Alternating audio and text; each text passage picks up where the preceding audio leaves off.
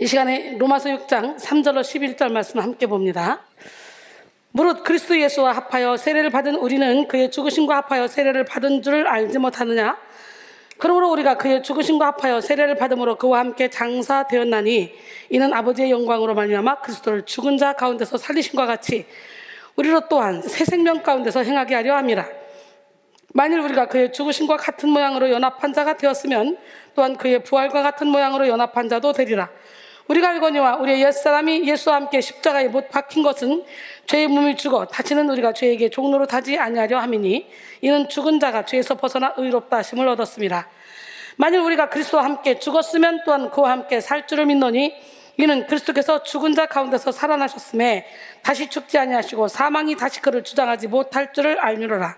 그가 죽으심은 죄에 대하여 단번에 죽으시며 그가 살아계심은 하나님께 대하여 살아계심이니 이와 같이 너희도 너희 자신을 죄에 대하여는 죽은 자요 그리스도 예수 안에서 하나님께 대하여는 살아있는 자로 여길지어다. 할렐루야. 오늘은 십자가와 제자도 세 번째 시간 생명을 위한 죽음의 십자가라는 제목으로 은혜를 나누길 원해요. 뭐를 위한 죽음? 진짜 여러분 살고 싶어요? 그럼 죽으면 돼요. 죽어야 살아나요. 하나님의 밀이 땅에 떨어져 죽어야 싹이 나고 이삭이 나고 열매가 맺혀져요. 죽어야 산다는 것은 매우 중요한 영적 원리 중 하나죠. 우리 안에는 육과 영의 이중성이 공존합니다. 육신의 정욕, 안목의 정욕, 이생의 자랑을 쫓게 하는 육의 속성도 있고 하나님을 찾고 갈망하며 하나님을 사랑하는 영의 속성도 있습니다. 쉬운 것, 재미있는 것, 편한 것, 맛있는 것, 고급스러운 것을 원하는 육의 속성도 있지만 동시에 하나님이 주시는 기쁨과 평안을 추구하는 영의 속성도 있습니다. 그런데 이 두 속성은 서로 대립관계에 있어요. 육의 속성과 영의 속성은 서로 대적하며 서로를 거스릅니다. 갈라디아서 5장 16절로 18절 내가 이르노니 너희는 성령을 따라 행하라. 그리하면 육체의 욕심을 이루지 아니하리라. 육체의 소욕은 성령을 거스르고 성령은 육체를 거스르다니 이 둘이 서로 대적함으로 너희가 원하는 것을 하지 못하게 하려 함이니라.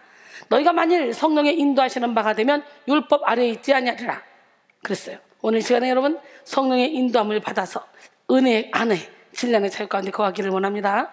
우리는 영의 생명을 위해서 육을 반드시 죽여야 돼. 육이 죽는 만큼 영이 살아나는 거예요. 육에 속한 죄의 속성이 죽는 만큼 영적인 권세가, 영적인 지혜가 우리 안에서 막 살아납니다. 그러므로 우리는 예수 그리스도의 제자가 되기 위해서 날마다 십자가에 육에 속한 자아를 죽여야 돼요. 영적 생명을 그리고 풍성히 누려야 될 줄 믿습니다.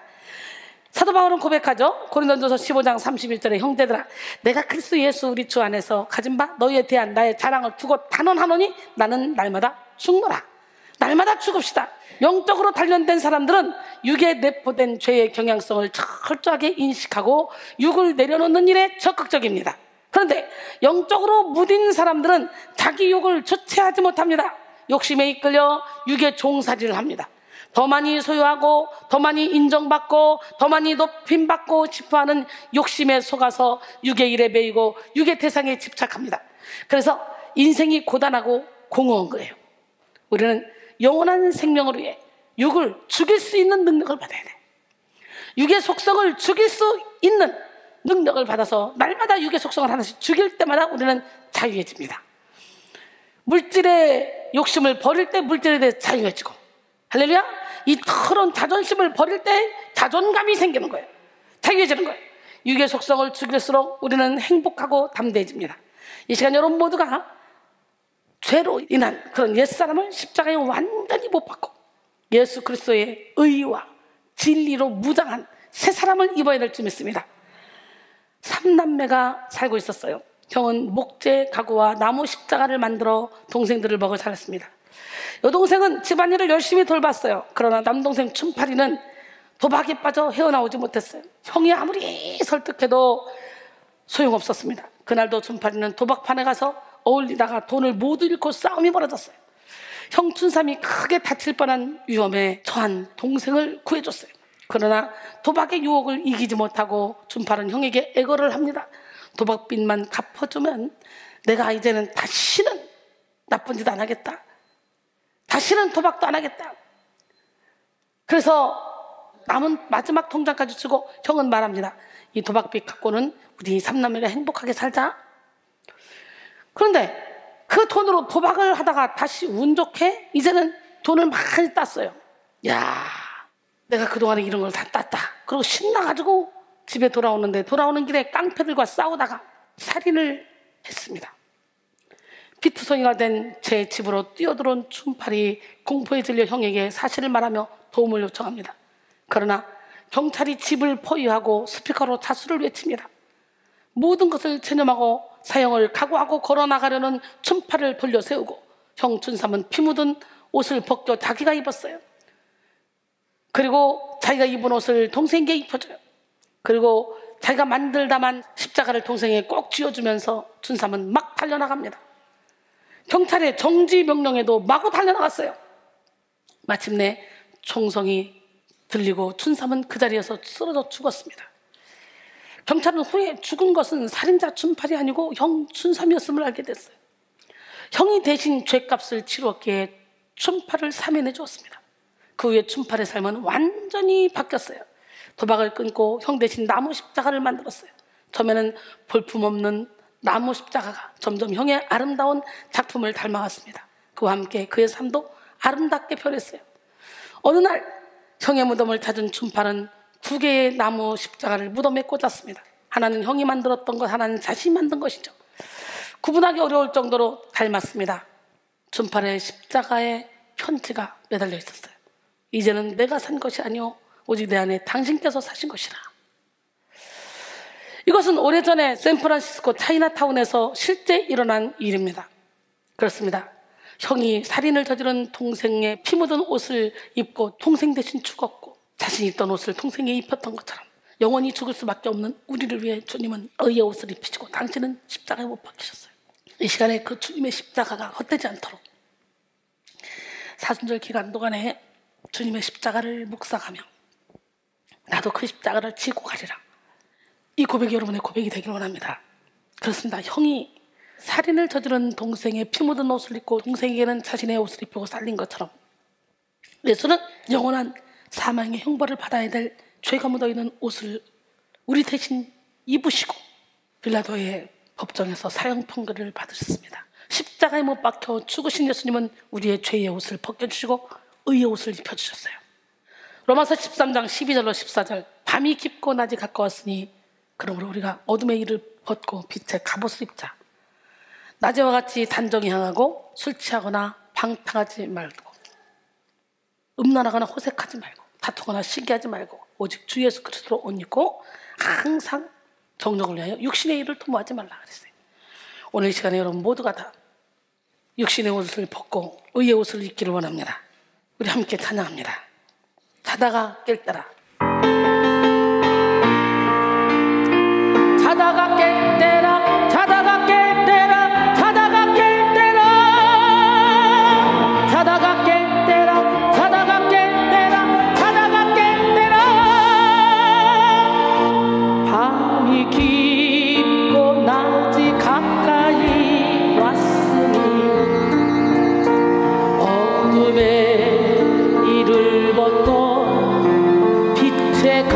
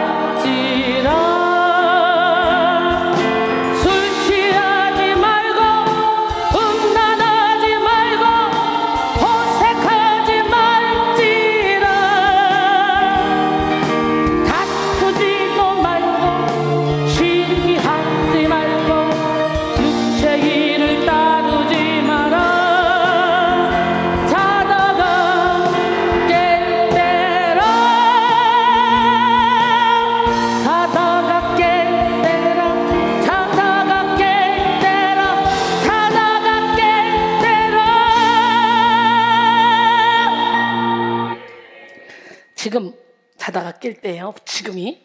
여러분 모두가 다 육체의 일을 도모하지 말고 의의 갑옷을 입기를 원합니다. 십자가는 죽음의 길로 치달았던 우리의 운명을 역전시킨 하나님의 사랑의 절정입니다. 로마서 3장 3절로 26절 보니까 모든 사람이 죄를 범하였으니 하나님의 영광에 이르지 못하더니 그리스도 예수 안에 있는 성령으로 말미암아 하나님의 은혜로 값없이 의롭다 하심을 얻은 자 되었느니라. 이 예수를 하나님이 그의 피로써 믿음으로 말미암는 화목제물로 세우셨으니 이는 하나님께서 길이 참으시는 중에 전에 지은 죄를 간과하심으로 자기의 의로우심을 나타내려 하심이니 곧 이때에 자기의 의로우심을 나타내사 자기도 의로우시며 또한 예수 믿는 자를 의롭다 하려 하심이라 그랬어요. 십자가가 없었다면 우리는 사망의 권세에 매여 일평생 죄에 눌린 인생을 살 수밖에 없었을 것입니다. 그러나 예수 그리스도께서 우리의 죄를 대속하시기 위해 십자가에서 죽으시고 부활하심으로 우리의 신분은 변화됐어요. 로마서 6장 17절로 19절 하나님께 감사하리로다. 너희가 본래 죄의 종이더니 너희에게 전하여준 바 교훈의 본을 마음으로 순종하여 죄로부터 해방되어 의에게 종이 되었느니라. 너희 육신이 연약함으로 내가 사람의 예대로 말하노니 전에 너희가 너희 지체를 부정과 불법에 내주어 불법에 이른 것 같이 이제는 너희 지체를 의에게 종으로 내주어 거룩함에 이르라 그랬어요. 사랑하는 성도 여러분, 여러분의 지체를 의에 내드리길 원합니다. 예수님의 피값으로 생명을 얻은 우리는 이제 이 생명을 살리는 일에 동참해야 돼요. 고린도전서 6장 19절로 20절 보니까 너희 몸은 너희가 하나님께로부터 받은 바 너희 가운데 계신 성령의 전인 줄 알지 못하느냐?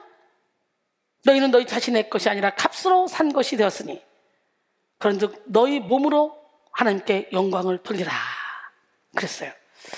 예수 그리스도께서 십자가의 죽음을 통해 우리를 살리셨듯이 우리 또한 십자가의 길을 걸어가야 합니다. 예수 그리스도의 죽음이 있었기에 우리는 생명을 얻었고 예수 그리스도의 고통이 있었기에 우리는 나음을 입었습니다. 이사야 53장 5절로 6절 그가 찔림은 우리의 허물 때문이요 그가 상함은 우리의 죄악 때문이라.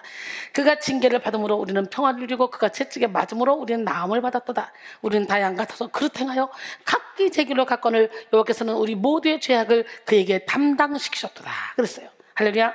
십자가의 길을 걸어가는 삶은 모든 그리스도인들에게 주어진 사명입니다. 엄밀히 말해 십자가의 길을 걷지 않는 자는 그리스도인이라 할 수 없습니다. 이런 맥락에서 존 스토트는 예수님에 관한 사건 중 가장 중심이 되는 사건은 무엇인가? 동정녀 탄생, 예수님의 성장기, 예수님의 교훈과 말씀, 예수님의 봉사와 섬김, 예수님의 부활, 예수님의 영원한 통치 등등 예수님에 관한 모든 사건이 다 중요하다고 생각할 수 있다. 그러나 보다 더 중요한 사건이 있는데 그것은 다름이 아닌 예수님의 죽음 사건이다. 십자가에서 죽으신 예수님의 죽음은 진정 기독교의 중심이요 계시의 중심이다 라고 말했습니다. 또한 에밀 브루너는 십자가는 기독교 신앙의 상징이요 교회의 상징이며 예수 그리스도 안에 있는 하나님의 계시의 상징이다 그랬어요. 그러기에 십자가를 올바로 이해하는 사람만이 성경과 예수님에 대해 바로 이해하는 사람이라고 할 수 있다라고 말했습니다. 십자가를 바로 알지 못하는 자는 십자가에 담긴 하나님의 뜻과 사명을 발견하지 못합니다. 십자가를 모르는 성도는 십자가 안에 담긴 하나님의 지혜와 사랑을 알지 못합니다. 그로 인해 십자가를 모르는 성도는 무지하고 무력한 신앙생활을 할 수밖에 없죠. 그러나 십자가를 깊이 깨닫는 순간 십자가 안에 담긴 하나님의 지혜와 능력을 발견하여 지혜롭고 권세 있는 신앙생활을 해나갑니다. 십자가는 곧 우리 신앙생활의 원동력입니다. 십자가를 깨닫는 그 순간부터 성도는 이전과 다른 삶을 살게 됩니다. 특히 예수 그리스도의 십자가 죽음의 의미를 진정으로 깨달은 성도는 자기 욕심대로 살지 않습니다. 예수 그리스도의 십자가 희생의 깊이를 느끼는 성도는 자기 자존심대로 살지 않습니다. 십자가에서 흘리신 예수 그리스도의 보혈이 얼마나 값지고 고귀한지 깨달은 성도는 결코 안일하게 살아갈 수 없습니다. 십자가의 은혜를 체험한 순간 가치관이 바뀌고 삶의 방향이 달라지고 인생의 푯대가 달라질 수밖에 없어요. 그러므로 우리는 십자가를 따르는 삶을 살기 위해 먼저 십자가의 은혜를 확실히 깨달아야 돼요. 십자가를 확실히 깨닫게 된 그 순간 우리는 본격적으로 예수를 따르는 삶을 살게 됩니다. 십자가를 바라보는 사람은 예수를 따르는 삶에 방해되는 자아를 기꺼이 포기하고 욕심에 매이지 않으며 교만을 멀리합니다. 십자가를 따르는 삶을 방해하는 것들을 과감히 버리고 오직 영의 일에 집중합니다. 마태복음 16장 24절에 예수께서 제자들에게 이르시되 누구든지 나를 따라오려거든 자기를 부인하고 자기 십자가를 지고 나를 따를 것이라 그랬어요. 빌립보 3장 7절로 9절 보니까 그러나 무엇이든지 내게 유익하는 것을 내가 그리스도를 위하여 다 해로 여길 뿐더러 또한 모든 것을 해로 여기면 내 주 그리스도 예수를 아는 지식이 가장 고상하기 때문이다. 내가 그를 위하여 모든 것을 잃어버리고 배설물로 여기면 그리스도를 얻고 그 안에서 발견되려 함이니 내가 가진 의는 율법에서 난 것이 아니요 오직 그리스도로 말미암은 것이니 곧 믿음으로 하나님께로부터 난 의라 그랬어요. 하나님은 우리가 축복받고 그저 나만을 위한 삶을 사는 것을 기뻐하지 않습니다. 하나님은 우리가 축복의 통로, 은혜의 통로, 능력의 통로, 사랑의 통로가 되어서 수많은 영혼을 살리고 예수께로 인도하기를 원하십니다. 할렐루야. 그리고 모든 사람이 예수 그리스도를 닮은 참제자가 돼서 하나님 나라 확장하는 일에 쓰임받기를 원합니다. 특별히 우리 백성교회는 전성도 사역자화, 전성도 능력자화, 전성도 간증자화, 전성도 선교사화, 이런 사명을 받아 모든 성도가 예수 그리스도를 닮은 참 제자가 되기 위해 힘쓰고 있습니다. 드디어 초교파적으로 큰 행사를 치르려고 이제 어르신 목사님들과 함께 선교회를 조직하여 일을 할 계획을 갖고 있어요. 오늘 선교회 사무실을 여기다 낼까? 그리고 봤는데 마땅치가 않아. 선교회 사무실을 내게 되면 목사님들이 많이 왔다 갔다 하실 텐데 서울 쪽에 내든지 아니면 우리 부천에 내든지 그랬으면 좋겠다고 어르신이 그러셔서 한번 사무실을, 오피스텔을 알아봐야 될 것 같아요. 그래서 본격적으로 이제 많은 일들을 이루어갈 수 있도록 여러분 기도해 주시고 후원자 많이 생기게 기도해 주셔서 큰 행사들이 그 선교회 조직을 통해서 이루어질 수 있도록 기도해 주시기 바랍니다. 저는 예수 그리스도를 닮겠다고 결단한 성도들을 더욱 사랑으로 훈련시키며 말씀과 성령의 검으로 자존심과 자아를 깨는 데 집중하고 있습니다. 나를 무너뜨리지 않으면 제자의 삶을 살 수 없기 때문이죠. 내 생각과 내 틀을 무너뜨리지 못하면 결코 예수 그리스도를 나타내는 삶을 살 수가 없습니다. 그러므로 우리는 철저히 나를 버리고 십자가의 능력을 오롯이 증거해야 돼요. 나를 온전히 십자가에 못 박은 성도는 오직 십자가로만 살아갑니다. 십자가에 몰입된 삶을 사는 성도는 매 순간 십자가를 의지하여 십자가의 능력을 재현해내는 삶을 살아갑니다. 갈라디아서 2장 20절에 내가 그리스도와 함께 십자가에 못 박혔나니 그런즉 이제는 내가 사는 것이 아니오 오직 내 안에 그리스도께서 사시는 것이라. 이제 내가 육체 가운데 사는 것은 나를 사랑하사 나를 위하여 자기 자신을 버리신 하나님의 아들을 믿는 믿음 안에서 사는 것이라 그랬어요. 사랑하는 성도 여러분, 나를 십자가에 못 박는 삶처럼 권위 있고 권세 있는 삶은 없습니다. 나를 십자가에 못 박기로 결단하는 순간 하나님은 성령의 권능을 우리에게 가득 부어주십니다. 성령의 권능을 덧입은 자들은 인간의 힘과 지혜로 감당할 수 없는 일들을 감당하며 탁월한 삶을 살아가게 되죠. 더 나아가 성령의 권능을 입은 자들은 하나님이 맡기신 사명에 집중하게 됩니다. 바로 제자의 삶이죠. 하나님은 모든 그리스도인들을 제자로 불러주셨어요. 마태복음 28장 18절 20절 예수께서 나와 말씀하여 이르시되 하늘과 땅의 모든 권세를 내게 주셨으니 그러므로 너희는 가서 모든 민족을 제자로 삼아 아버지와 아들과 성령의 이름으로 세례를 베풀고 내가 너에게 분부한 모든 것을 가르쳐 지키게 하라. 볼지어다 내가 세상 끝날까지 너희와 항상 함께 있으리라 하시니라. 그러나 많은 그리스도인들이 제자로서의 삶을 부담스럽게 여겨서 자신과는 상관없는 일이라고 생각하기도 합니다. 제자라는 단어를 들었을 때 사역자로 부름받은 목사나 전도사를 떠올리기도 하죠. 또 특별한 은사를 받은 직분자들을 떠올리기도 하죠. 그러나 제자는 특수한 제자 훈련 코스를 통과하고 고급스러운 성경 교육을 받은 그런 자들을 지칭하는 말이 아니에요. 제자는 교육 수준, 경제 수준, 상식 수준에 의해 결정되어지는 것도 아니에요. 십자가의 길을 그대로 따라가는 자들이 제자입니다. 할렐루야. 여러분들은 제자입니까? 무리입니까? 오늘 여러분 모두가 다 십자가의 길을 따라가기로 결단하시기 바랍니다. 다시 말해 예수의 사람이 되길 원하는 자들이 제자입니다. 그러므로 영성 훈련을 받고 깨워지고 부서지고 예수 닮기를 원하는 여러분 모두가 예수 그리스도의 제자입니다. 제자란 헬라어로 마데테스인데요, 이는 자신들의 마음을 어느 것에 쏟는 자들, 스승과 관계 속에서 배움에 종사하고 있는 자라는 뜻을 가지고 있습니다. 즉 제자된 우리는 십자가의 마음을 쏟고 예수 그리스도와의 관계 속에서 날마다 예수를 더욱더 알아가야 합니다. 더 나아가 삶으로 예수 그리스도의 십자가 능력을 나타내야 합니다. 예수 그리스도의 제자된 우리는 유한성에 갇힌 인생의 한계를 드러내고 무한하신 하나님의 지혜를 나타내야 합니다. 또 상처에 갇힌 인생의 아픔을 드러내고 치료의 능력을 나타내야 됩니다. 무지에 갇혀 헤매는 자들의 길이 되어주고 진리를 잃고 혼란스러워하는 자들의 명확한 해답자가 되어줘야 제자입니다. 세상은 제자된 우리의 모습을 통해 예수 그리스도의 모습을 볼 수 있어야 돼요. 그래서 너희는 세상의 빛이라.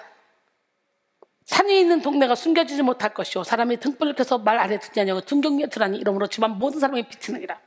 이같이 너희 빛이 사람 앞에 비치게 하여 그들로 너희 착한 행실을 보고 하늘에 계신 너희 아버지께 영광을 돌리게 하라.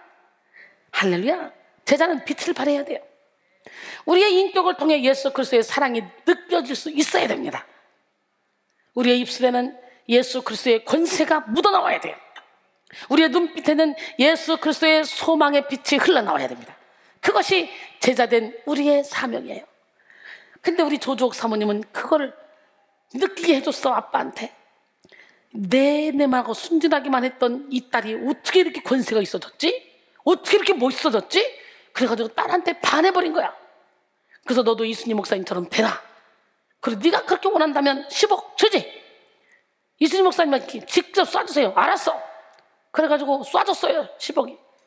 우리가 하려고 지금 계획하고 있는 거에 비하면 그거는 지금 10분의 1도 안 돼요. 큰 일을 하나님이 지금 이루시고 계십니다. 여러분, 하나님이 또 물건이자 많이 불러 모아줄 줄 믿습니다. 오스왈드 챔버스는 그의 책 그리스도의 제자의 정체성에서 다음과 같이 말했어요. 예수 그리스도와 그분의 복음을 분리할 수 없는 것처럼 제자들과 그들이 전하는 메시지는 분리될 수가 없다. 제자들은 주님의 삶에 발생하였던 사건들을 알리는 정도가 아니라 오순절 성령이 임하신 후로 그리스도의 교훈을 보여주는 살아있는 서신들이 되었다. 즉 성령께서는 그들 자신과 그들이 증거하는 메시지가 일치하게 하신 것이다. 할렐루야. 여러분들도 여러분 자신과 여러분이 전하는 메시지와 일치가 돼야 돼.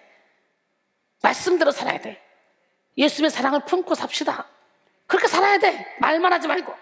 사랑하는 성도 여러분, 예수를 사랑하고 예수를 따르기로 결단한 우리의 정체성은 바로 제자입니다.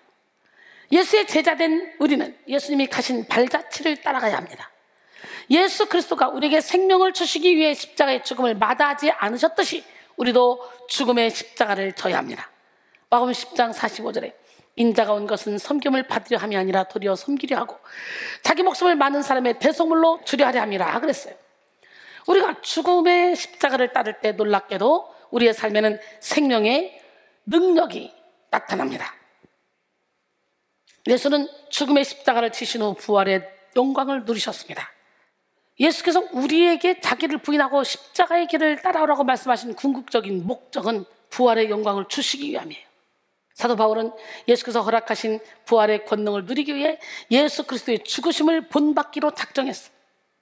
빌립보 3장 10절 12절 내가 그리스도와 그 부활의 권능과 그 고난의 참여함을 알고자 하여 그의 죽으심을 본받아 어떻게 해서든지 죽은 자 가운데서 부활에 이르려 하노니 내가 이미 얻었담도 아니요 온전히 이루었담도 아니라 오직 내가 그리스도 예수께 잡힌 바 된 그것을 잡으려고 달려가노라.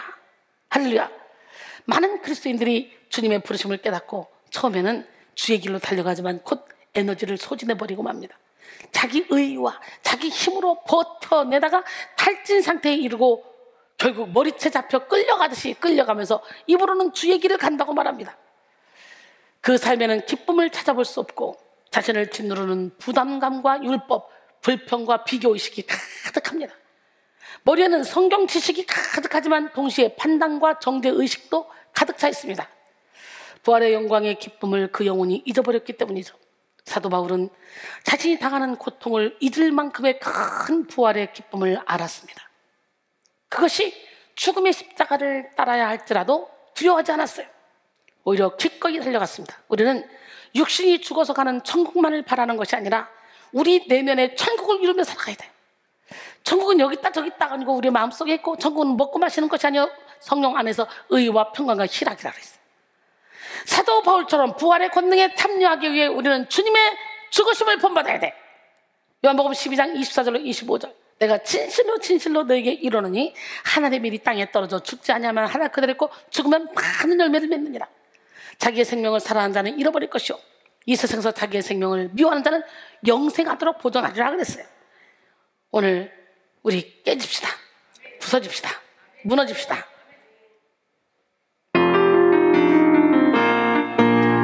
한날의 미랄 한날의 미랄 미랄되어 죽어지리라. 한날의 미랄 한날의 미랄 미랄되어 깨어지리라. 땅에 떨어진 미랄 죽지 아니하면 한날 그대로 있고, 죽으면 싹이 나고 이삭 나고 열매 맺으리. 많은 열매 맺으리. 죽어지리라 깨어지리라. 주 안에서 많은 열매 맺으리. 죽어지리라 깨어지리라. 주 안에서 많은 열매 맺으리. 한날의 미랄 한날의 미랄 미랄되어 죽어지리라. 한날의 미랄 한날의 미랄 미랄되어 깨어지리라. 땅에 떨어진 미랄 죽지 아니하면 한날 그대로 있고, 죽으면 싹이 나고 이삭 나고 열매 맺으리. 많은 열매 맺으리. 죽어지리라 깨어지리라. 주 안에서 많은 열매 맺으리. 죽어지리라 깨어지리라. 주 안에서 많은 열매 맺으리. 예, 하늘의 밀이 땅에 떨어져 죽어야 돼요. 이제 우리는 예수 그리스도의 제자로서 생명을 위한 죽음의 십자가를 따라가야 하는데요. 오늘 생명을 위한 죽음의 십자가를 따라가기로 결단하셨습니까? 스토엘 목사는 십자가는 그리스도를 구주로 고백할 때 필연적으로 따르는 고난, 거절, 반대, 심지어 죽음까지를 의미한다.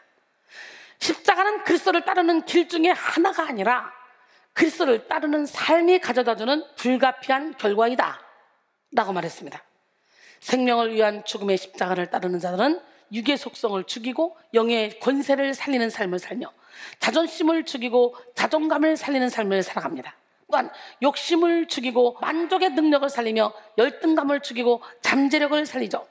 무엇보다 우리는 예수 그리스도의 참된 제자가 되기 위해 십자가에서 끈질긴 죄의 근성을 죽여야 합니다. 물론 우리의 힘으로는 악한 죄의 근성을 끊어낼 수 없어요. 그러나 십자가는 죄의 권세를 단번에 무력케 하는 능력이기 때문에 십자가를 따르는 자는 죄로부터 자유할 수 있습니다. 지속적으로 십자가를 따르는 자들은 매일매일 죄에 대해 죽고 의에 대해 살아나는 경험을 하게 됩니다. 사탄은 십자가 안에 머물러 있는 성도를 넘어뜨리지 못해요. 이미 죄에 대해 죽은 성도는 죄의 유혹에 흔들리지 않습니다. 한 번은 성자 마카리오스에게 제자가 묻습니다. 세상에 대하여 죽는다는 말을 하는데 그게 도대체 무슨 뜻입니까? 성자는 아주 실질적으로 가르쳤습니다. 너 오늘 밤에 저 공동묘지에 가서 무덤 속에 있는 사람을 보고 이 나쁜 놈아, 이 위선자들아, 이 부자놈들아, 이 천하고 고약한 놈들아, 이 사기꾼들아 하고 신나게 욕이란 욕은 다 해봐라. 제자는 성자가 시키는 대로 했습니다. 그리고 돌아왔어요. 성자가 묻습니다. 어떻더냐? 제자가 보고합니다. 아무 반응이 없던데요. 그렇더냐? 그러면 내일 아침 다시 가서 이번에는 칭찬을 해봐라. 훌륭한 분들이요, 돌아오너라. 멋진 분들이요, 돌아오너라. 제자는 아침이 되자 다시 묘지로 가서 성자가 시키는 대로 무덤을 향해서 잔뜩 칭찬의 소리를 늘어놓고 돌아왔습니다. 이번에는 어떻더냐? 아무 반응이 없던데요. 그렇지, 그래, 죽은 자는 말이 없는 거야. 할렐루야. 오늘날 많은 신앙인들이 신앙생활을 하는 여정 가운데 순간순간 믿음이 흔들리고 상황과 환경에 따라 좌절하며 여전히 욕심과 자존심의 지배를 받는 이유는 온전히 십자가를 따르지 못하기 때문입니다. 십자가를 따라가는 듯하나 내 생각을 따르고, 십자가를 붙들고 있는 듯하나 내 틀을 고집하고, 십자가를 의지하는 듯하나 내 방법을 더 의지하기 때문에 여전히 죄로부터 자유하지 못한 신앙생활을 하는 거죠. 그러므로 이 시간 죄를 죽이는 십자가를 붙잡고 죄의 유혹으로부터 자유한 삶을 사시길 바랍니다. 오늘 본문 이전에 바울은 십자가를 따르는 성도는 죄에 대해 죽은 자임을 강조하면서 이미 죄에 대해 죽은 성도는 죄 가운데 거할 수 없음을 말하고 있어요. 본래 십자가는 옛 본성과 죄의 근성을 죽이고 새 생명을 누리는 장소잖아요. 십자가는 옛 고습을 버리고 새로운 피조물로 거듭나게 하는 장소잖아요. 로마서 6장 1절로 2절, 그런즉 우리가 무슨 말을 하리요? 은혜를 더하게 하려고 죄에 거하겠느냐? 그럴 수 없느니라. 죄에 대하여 죽은 우리가 어찌 그 가운데 더 살리요? 그랬어요. 본문에서 바울은 우리가 죄에 대해 죽어야만 하는 이유가 새 생명을 누리기 위함임을 밝히고 있습니다. 여러분, 오늘 본문에는 세례라는 단어가 갑작스럽게 나옵니다. 세례. 로마서 6장 3절에 무릇 그리스도 예수와 합하여 세례를 받은 우리는 그의 죽으심과 합하여 세례를 받은 줄을 알지 못하느냐.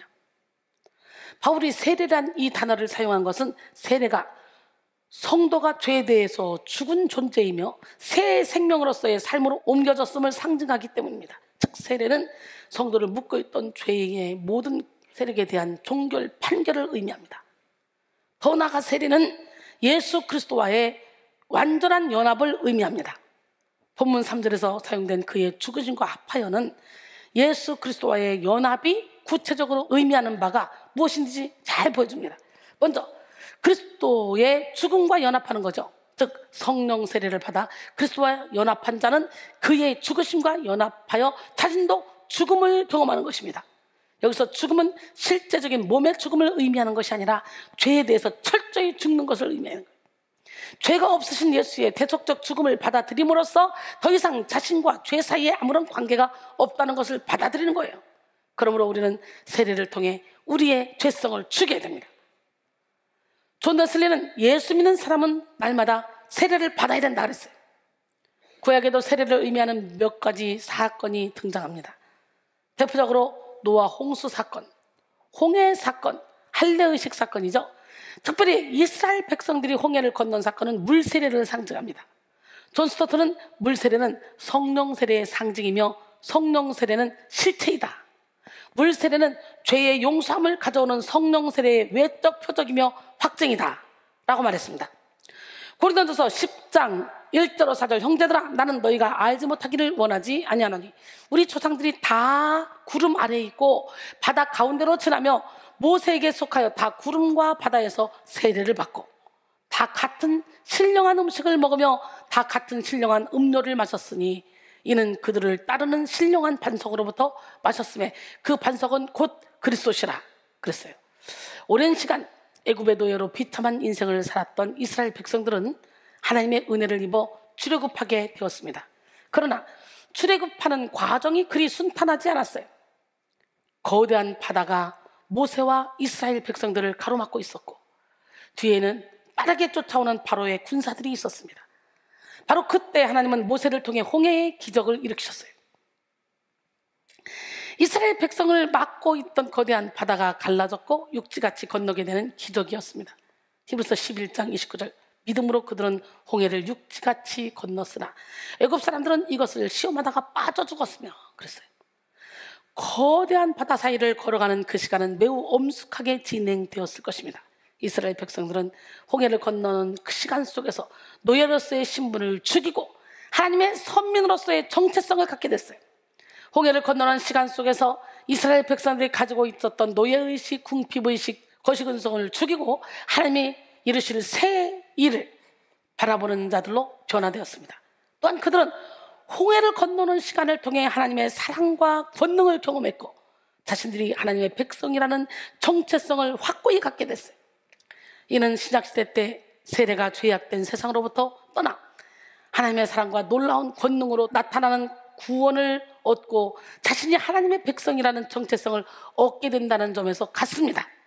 이스라엘 백성들이 홍해를 지남과 같이 우리는 예수의 보혈을 지나 죄에 대해 죽어야 합니다. 죄에 대해 죽은 자들은 새 생명 가운데서 행하는 삶으로 거듭나게 됩니다. 로마서 6장 4절로 5절. 그러므로 우리가 그의 죽으심과 합하여 세례를 받음으로 그와 함께 장사되었으니 이는 아버지의 영광으로 말미암아 그리스도를 죽은 자 가운데서 살리심과 같이 우리로 또한 새 생명 가운데서 행하게 하려 합니다. 만일 우리가 그의 죽으심과 같은 모양으로 연합한 자가 되었으면 또한 그의 부활과 같은 모양으로 연합한 자도 되리라 그랬어요. 본문은 성도가 그리스도와 연합하여 받은 세례는 죄에 속한 옛사람이 죽는 것으로만 끝나지 않음을 말씀하고 있습니다. 하나님은 죄에 대해 철저히 죽은 성도로 하여금 그리스도께서 부활하신 것 같이 새 생명으로 부활하게 하는 영광을 허락하십니다. 새 생명으로 번역된 카이노테티 조에스는 질적 새로움을 의미합니다. 즉 죄로 인해 죽을 수밖에 없는 이전의 생명과는 판이한 영원한 것, 그리스도 안에 감추인 생명을 말합니다. 그리스도와 함께 옛사람이 죽은 자들은 예수 그리스도가 허락하신 생명의 능력을 누리게 됩니다. 예수님은 영적 생명을 가지신 분이에요. 우리의 죄를 위해 죽으신 예수 그리스도는 십자가와 함께 죽은 그리스도인에게 영원한 생명을 허락하십니다. 우리는 그의 죽으심을 본받아 부활과 함께 새 생명을 갖게 됐습니다. 여러분, 날마다 죄를 죽이는 십자가를 붙드시고 생명의 능력으로 무장하시기 바랍니다. 죄에 대해서 죽은 자들은 더 이상 죄를 따르던 옛사람의 영향을 받지 않게 됩니다. 교회사의 위대한 인물인 어거스틴은 젊은 시절에 방탕한 시간들을 보냈어요. 결혼도 하지 않고 여자와 동거해서 아들을 낳기도 했습니다. 그러던 어거스틴이 32세 밀라노에서 유명한 암브로스의 설교를 듣다가 회심하게 됐어요. 회심한 후 성경도 부지런히 읽고 기도하며 신앙생활을 하고 있던 어느 날 길가에서 옛날에 드나들던 술집 여인을 만나게 돼요. 여인은 어거스틴에게 왜 요즘은 저희 집에 들르지 않으시나요? 라고 말하며 유혹했습니다. 그러자 어거스틴은 옛날에 어거스틴은 죽었고 나는 이제 새 사람이 되었어 대답하며 돌아섰어요. 사랑하는 성도 여러분, 십자가를 따르기 전 우리는 본래 죄를 따르던 죄의 자녀였습니다. 그러나 예수 그리스도의 죽음의 십자가로 말미암아 우리는 새 사람이 됐어요. 에베소 2장 1절로 6절. 그는 허물과 죄로 죽었던 너희를 살리셨도다. 그때 너는 그 가운데서 행하여 이 세상 풍조를 따르고 공중의 권세 잡은 자를 따랐으니 곧 지금 불순종의 아들 가운데 역사하는 영이라. 전에도 우리는 다 그 가운데서 우리 육체의 욕심을 따라 지내며 육체와 마음이 원하는 것을 하여 타인들과 같이 본질상 진노의 자녀였더니 긍휼이 풍성하신 하나님이 우리를 사랑하신 그 큰 사랑을 인하여 허물로 죽은 우리를 그리스도와 함께 살리셨고 함께 일으키사 그리스도 예수 안에서 함께 하늘에 앉히시니 할렐루야. 사탄은 계속해서 우리를 죄에 묶여있던 옛사람으로 돌이킬 것을 부추깁니다. 죄가 주는 쾌락을 잊지 못하게 하고 죄가 주는 일시적인 만족에 집착하게 합니다. 이때 십자가로 무장하지 못한 성도는 자꾸만 뒤를 돌아보며 과거에 연연합니다. 우리의 과거, 즉 옛사람은 제자의 삶을 살지 못하도록 끈질기게 방해하죠. 옛사람은 끊임없이 우리를 유혹해서 육체의 소욕을 따르는 삶, 죄를 따르는 삶으로 우리를 인도하려고 합니다. 옛사람의 옷을 벗지 못한 사람들은 이미 생명의 능력이 주어졌음에도 불구하고 지속적으로 진노의 자녀로서 살아가죠. 사탄은 계속해서 성도가 푯대를 향하여 달려나가지 못하도록 과거로 발목을 자꾸 묶어요. 사탄은 과거를 이용하여 성도로 하여금 예수 그리스도의 지혜와 소망을 발견하지 못하게 하고 여전히 절망의 덫에 갇혀 살게 만듭니다. 그러나 죄에 대해 죽은 자들은 더 이상 죄를 따르던 옛사람의 영향을 받지 않습니다. 사탄은 죄로 우리를 유혹하며 옛사람으로 돌아갈 것을 부추기지만 죄에 대해 죽은 자들은 마음을 빼앗기지 않습니다. 오히려 하나님이 이루실 새 일을 바라보며 앞으로 전진하며 나가죠. 자기 죄성을 십자가에 못 박은 사람들은 이전에 좋아하던 것을 좋아하지 않게 되고 이전에 하찮게 여겼던 일에 열정을 품게 됩니다. 이전에 쫓았던 육신의 쾌락과 만족을 하찮게 여겨지게 하고 영에 속한 예배와 전도, 선교에 대해서 고귀한 열정을 품게 됩니다. 에베소서 4장 22절로 24절. 너희는 유혹의 욕심을 따라 썩어져가는 구습을 따르는 옛사람을 벗어버리고 오직 너희의 심령이 새롭게 되어 하나님을 따라 의와 진리의 거룩함으로 지으심을 받은 새 사람을 입으라 그랬어요. 사도 바울은 오늘 본문을 통해 옛사람이 예수와 함께 십자가에 못 박힌 자들은 더 이상 죄에게 종노릇하지 않는다는 명확한 진리를 선포했습니다. 여러분이 죄에 대해 확실히 죽었다면 더 이상 죄에게 종노릇하는 삶을 살아서는 안 되겠죠. 오늘 본문 6절로 7절 보니까 우리가 알거니와 우리의 옛사람이 예수와 함께 십자가에 못 박힌 것은 죄의 몸이 죽어 다시는 우리가 죄에게 종노릇하지 아니하리 하매니 이는 죽은 자가 죄에서 벗어나 의롭다 하심을 얻었습니다. 그랬어요. 죄의 몸으로 번역된 토소마테스 하마르티아스는 죄가 소유한 몸, 죄에게 속한 몸이라는 뜻입니다. 즉 우리의 옛사람은 죄에 속한 존재였다는 것이죠. 그러나 옛사람이 십자가에 못 박힘으로 말미암아 우리의 죄의 몸은 죽었어요. 죽어에 해당하는 카타르게 때에는 폐하다, 무력하게 하다, 없애다 라는 뜻을 가지고 있는데요, 본문에서는 죄의 종노릇했던 옛 자아가 이미 없어짐으로써 성도에 대한 죄의 지배력이 상실되었음을 나타냅니다. 즉 이제 성도는 더 이상 죄의 종이 아니라 죄로부터 해방된 자유인이 된 거예요. 자유인. 이어서 본문 7절은 죄에 대해 죽은 성도는 의롭다 하심을 얻었다고 선포했습니다. 의롭다 하심은 디카이오로 완료 시제 수동태로 사용됐어요. 이는 인간이 의롭게 된 것은 스스로의 힘으로 된 것이 아니라 외부적 힘에 의해서 의롭게 되었음을 보여줍니다. 즉 하나님에 의해 무죄 선언, 의롭다는 선언을 받게 된 것이죠. 고린도서 5장 17절 그런즉 누구든지 그리스도 안에 있으면 새로운 피조물이라. 이전 것은 지나갔으니 보라 새 것이 되었도다. 여러분 우리가 새 것이 되었다면 새로운 피조물처럼 살아야 되지.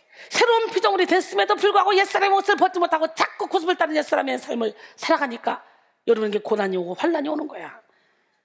욕심을 버려봐. 평안해요. 그리스도 안에 있다는 것은 우리가 보혈의 공로로 죄에서 해방되어 새 생명을 얻은 상태를 의미합니다. 새로운 피조물이란 그리스도를 통한 재창조로 새로운 본성을 지니게 된 피조물을 가리킵니다. 이처럼 우리의 정체성이 새롭게 되었듯 우리의 영혼도 새로워져야 돼요. 할렐루야. 로마서 8장 31절로 34절 그런즉 이 일에 대하여 우리가 무슨 말을 하려? 만일 하나님이 우리를 위하시면 누가 우리를 대적하려? 자기 아들을 아끼지 아니하시고 우리 모든 사람을 위하여 내주신 이가 어찌 그 아들과 함께 모든 것을 우리에게 주시지 아니하겠느냐? 누가 능히 하나님께서 택하신 자들을 고발하려? 의롭다 하신 이는 하나님이시니 누가 정죄하려? 죽으실 뿐 아니라 다시 살아나신 이는 그리스도 예수시니 그는 하나님 우편에 계신 자요 우리를 위하여 간구하시는 자시니라 그랬어요.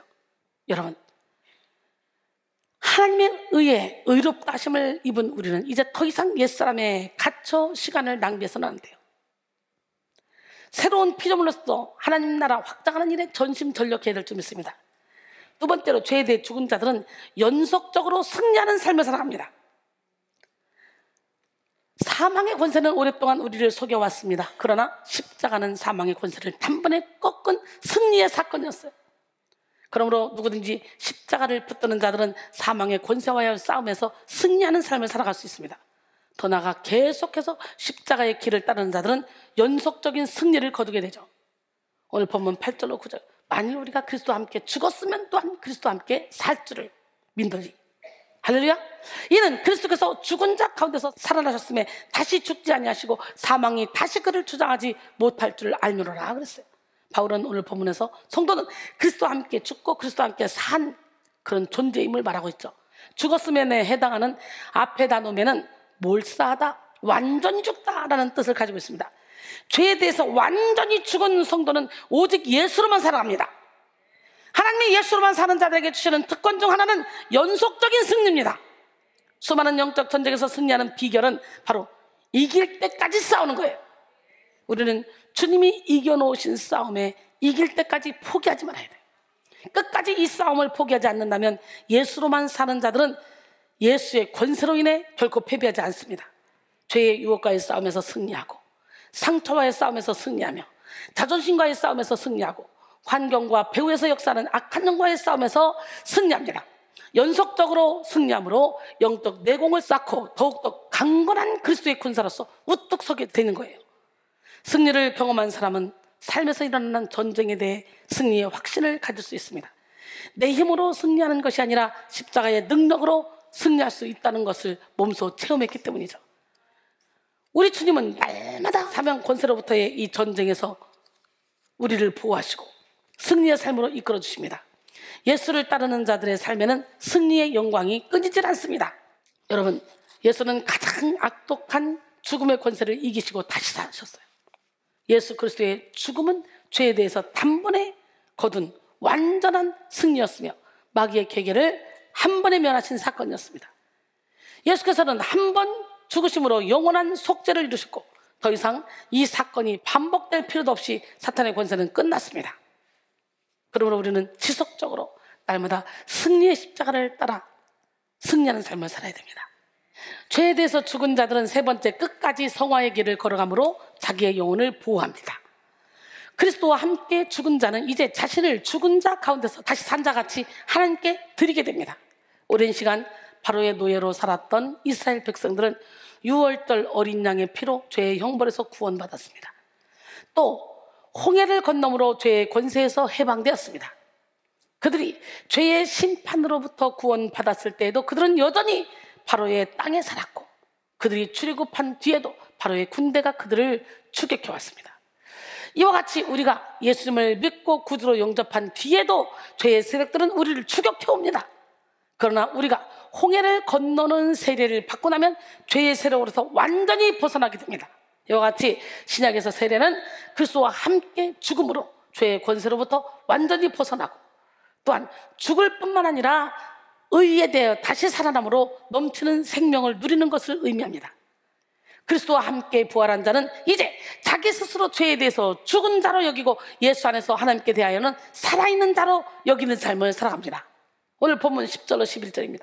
그가 죽으심은 죄에 대하여 단번에 죽으시며 그가 살아계심은 하나님께 대하여 살아계심이니 이와 같이 너희도 너희 자신을 죄에 대하여는 죽은 자요 그리스도 예수 안에서 하나님께 대하여는 살아있는 자로 여길지어다. 할렐루야. 여기서 죽으심이요, 여기에 해당하는 앞의 단에는 과거 당회적 사건을 나타냅니다. 예수님은 우리의 죄를 대신하여 죽으셨습니다. 예수님과 연합한 성도들은 이로 인해 죄에 대한 형벌이 사라지게 되었어요. 이제 우리는 죄에 대해 죽은 자로서 예수 안에서 살아가야 합니다. 그런데 예수 안에 거하는 자들의 가장 큰 특징은 겸손히 자신의 영혼을 돌아본다는 거예요. 이미 우리는 죄로부터 자유케 된 존재가 맞지만 인간은 연약하여 언제든지 죄에게 마음을 빼앗길 수 있는 존재입니다. 십자가는 완전하며 거룩하지만 인간은 불완전하며 불경건한 존재입니다. 그러므로 십자가를 떠난 인간은 언제든지 죄를 따르던 삶으로 돌아갈 수 있는 존재입니다. 바울은 본문 11절을 통해 우리에게 권면하기를 예수 안에 대하여 살아있는 자로 여길지어다 라고 했어요.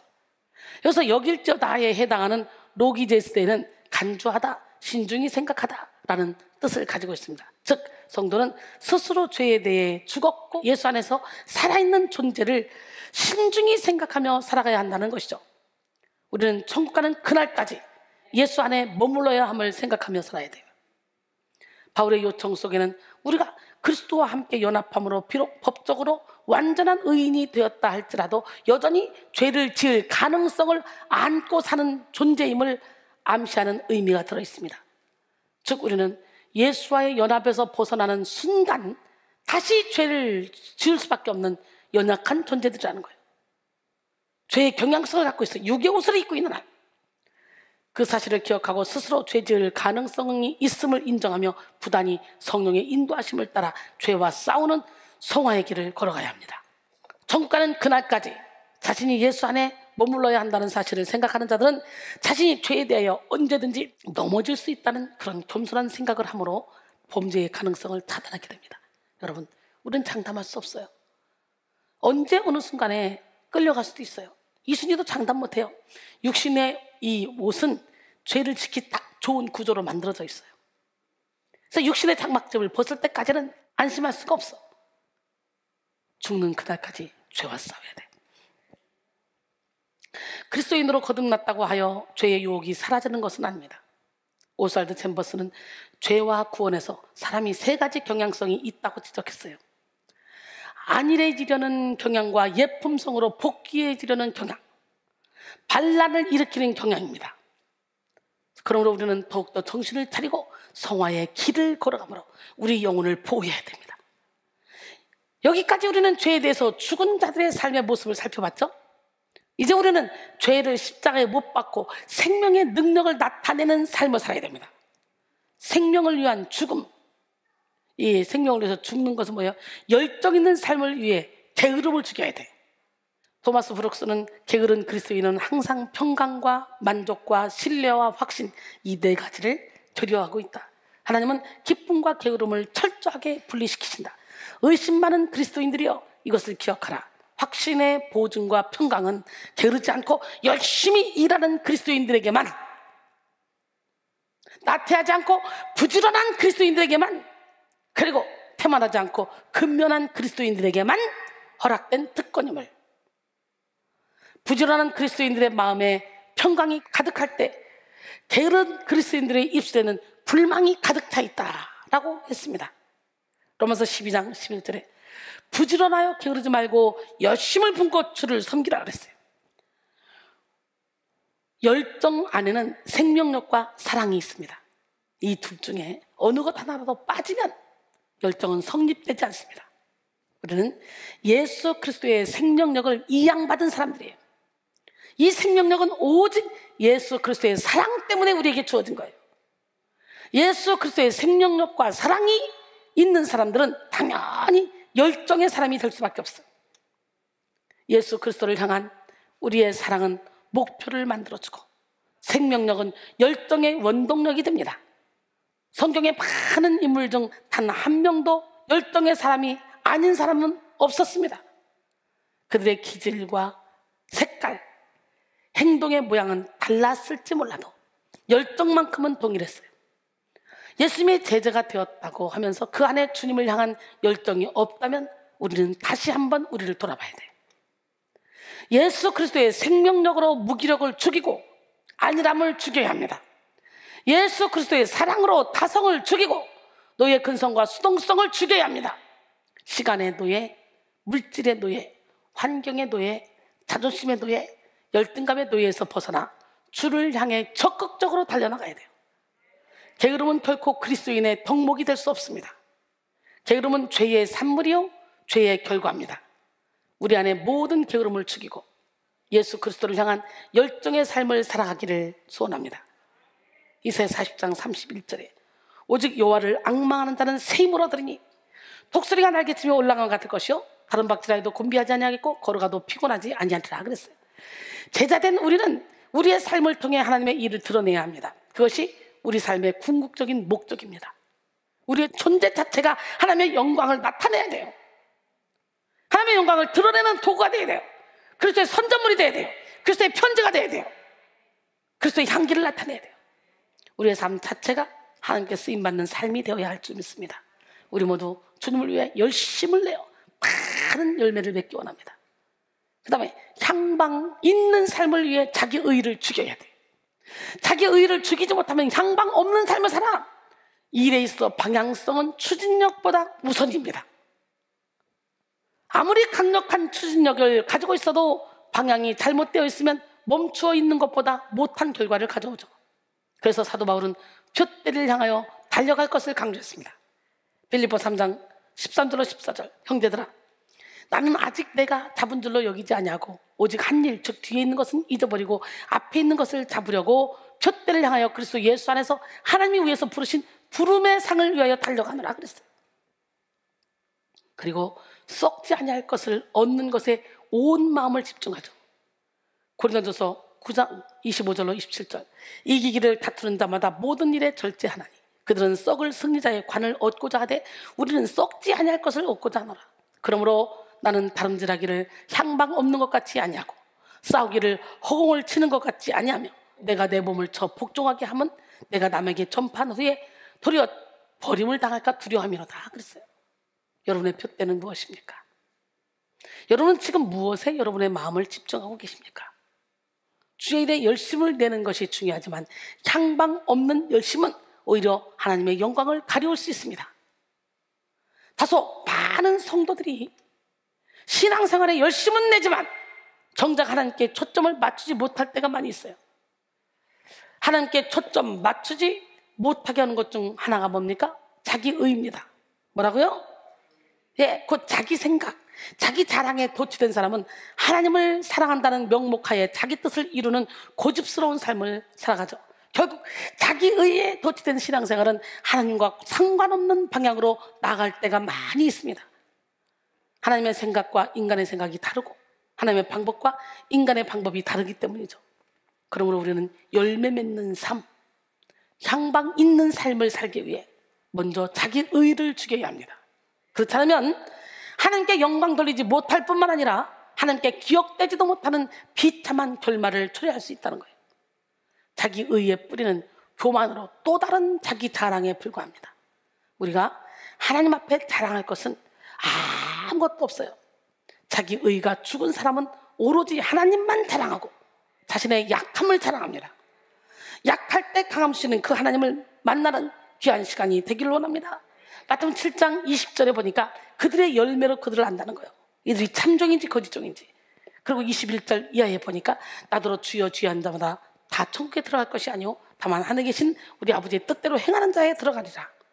그날에 많은 사람이 나더러 이르되 주여 주여 우리가 주의 이름으로 선지자 노릇하며 주의 이름으로 귀신을 쫓아내며 주의 이름으로 많은 권능을 행하지 아니하였나까 하리니 그때 내가 너에게 밝히 말하되 내가 너희를 도무지 알지 못하니 불법을 행하는 자들아 내게서 떠나가라 하리라 그랬어요. 여러분 모두가 다 모래 위에 지은 어리석은 사람이 아니라 반석의 집을 짓는 사람이 되셔서 어떤 환경 가운데도 흔들리지 않는 기적의 주인공이 되기를 해요. 그러기 위해서는요 반석 위에 집을 져야 돼. 말씀대로 살아야 돼. 결론적으로 오늘 우리는 십자가와 제자도 세 번째 시간 생명을 위한 죽음의 십자가라는 제목으로 은혜를 나눴습니다. 예수를 믿는 성도에게 필수적으로 요청되는 것이 십자가를 따르는 삶이죠. 예수를 믿는 성도는 모두가 예수를 나타내기 위해 제자로서의 사명을 감수해야 됩니다. 제자는 스승의 발자취를 따르는 자들로서 삶으로 스승의 삶을 재현해내야 합니다. 무엇보다 우리는 십자가에서 보이신 죽음을 따라 생명을 위한 죽음의 십자가를 져야 합니다. 예수의 죽음은 생명을 위한 죽음이었어요. 예수의 희생은 치료를 위한 희생이었어요. 따라서 제자된 우리는 생명을 위한 죽음의 십자가를 따라야 합니다. 먼저 우리는 생명의 능력을 나타내기 위해 죄에 대해 죽어야 합니다. 죄에 대해서 죽은 자들은 더 이상 죄를 따르던 옛사람의 영향을 받지 않게 됩니다. 연속적으로 승리하는 삶을 살아갑니다. 끝까지 성화의 길을 걸어가므로 자기 영혼을 보호합니다. 생명을 위한 죽음은 열정 있는 삶을 위해 게으름을 죽여야 되고 향방 있는 삶을 위해 자기 의를 죽여야 돼요. 사랑하는 성도 여러분, 하나님은 죽음의 십자가를 기꺼이 따르는 자에게 부활의 능력을 허락하십니다. 죽음의 십자가를 따르는 자에게 생명의 능력을 허락하십니다. 그러므로 예수 그리스도의 발자취를 따라가셔서 영원히 사라지지 않는 생명의 능력을 누리시기를 주님의 이름으로 축원합니다. 여러분 진짜 여러분이 영원히 살기 위해 한다면 죽어야 돼. 영원토록 살기 위해 한다면 우리는 죽어야 돼. 생명을 위한 죽음의 십자가를 꼭 여러분이 지고 십자가와 함께 여러분의 모든 옛사람의 십자가에 못 박아야 돼요. 내 인생 행복의 꽃 피어나려 할 그때에 상상할 수 없는 고난이 나를 찾아왔어요. 왜? 우리 하나님이 나를 불러서 영적인 전쟁을 치르게 하셔서 영적인 안내자로 들어 쓰시려고. 할렐루야. 예수 믿는 자에게는 고난이 유익이지만 예수 안 믿는 자에게도 고난이 유익입니다. 왜? 예수를 안 믿었지만 고난 때문에 세상 방법 찾다가 결국은 손들고 예수님 믿게 된 제가 이렇게 멋진 작품이 됐잖아. 그래서 믿는 자든지 안 믿는 자든지 고난은 유익이야.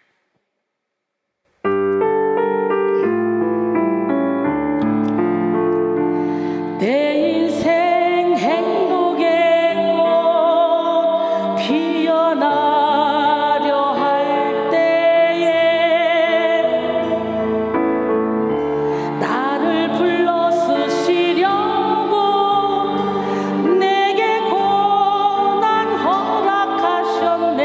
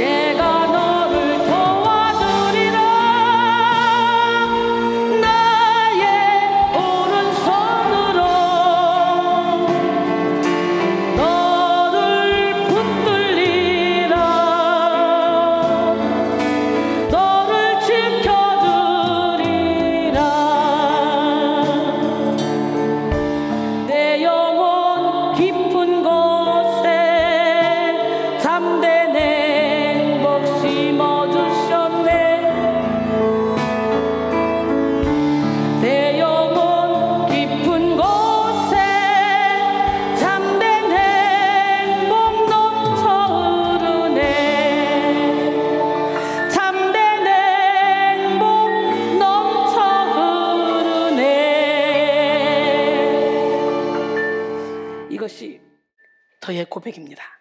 어때요? 여러분들도 그렇습니까? 고난 때문에 하나님을 찾았더니 우리 하나님이 찾아오셔서 아무 걱정하지 마. 내가 너와 함께 할 거야. 내가 너를 도와줄 거야. 내가 너에게 참된 행복 심어놨어. 참된 기쁨 심어놨어. 참된 기쁨이, 참된 행복이 넘쳐날 거야. 주님의 음성이 들리십니까? 저의 고백이고 간증이다 보니까 더 저는 은혜가 되는데, 여러분 이 시간에 뜨겁게 우리 주님 오신 날 찬양하고 기도하는 시간을 갖기로 원합니다. 바로 지금이 주님 오신 날이 돼야 돼요. 지금이 여러분의 사망 권세를 다 풀어주신 주님이 여러분과 함께하는 날, 주님을 뜨겁게 체험하는 날이 되기로 원합니다. 지금이 여기가 마가다락방이 되기로 원하고 여기가 다메섹 도상이 되기로 원해요. 할렐루야. 우리 함께 찬양합니다. 주님 오신 날, 기쁘고 즐거운 날, 주님 오신 날, 마귀가 패배하는 날, 주님 오신 날, 모든 결박 풀어지는 날, 주님 오신 날, 진리 안에 자유하는 날, 주님 오신 날, 사망 권세 이기는 날, 주님 오신 날, 어둠이 떠나가는 날, 주님 오신 날, 새롭게 거듭나는 날, 주님 오신 날, 새 생명을 얻는 날, 썩어가는 세상 속에 빛으로 오신 주님, 혼돈 속의 질서를 공허함의 만족을,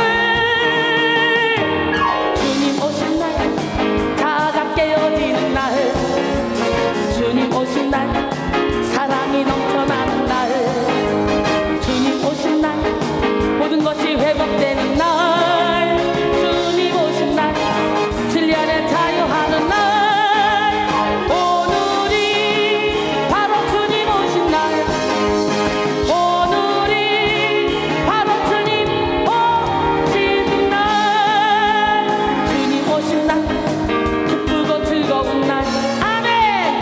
주님 오신 날, 마귀가 패배하는 날, 주님 오신 날, 모든 결과 풀어지는 날, 주님 오신 날, 진리 안에 자유하는 날, 주님 오신 날, 사망 권세 이기는 날, 주님 오신 날, 어둠이 떠나가는 날, 주님 오신 날, 새롭게 거듭나는 날, 주님 오신 날, 새 생명을 얻는 날, 썩어가는 세상 속에 빛으로 오신 주님, 혼돈 속의 질서를 공허함의 만족을,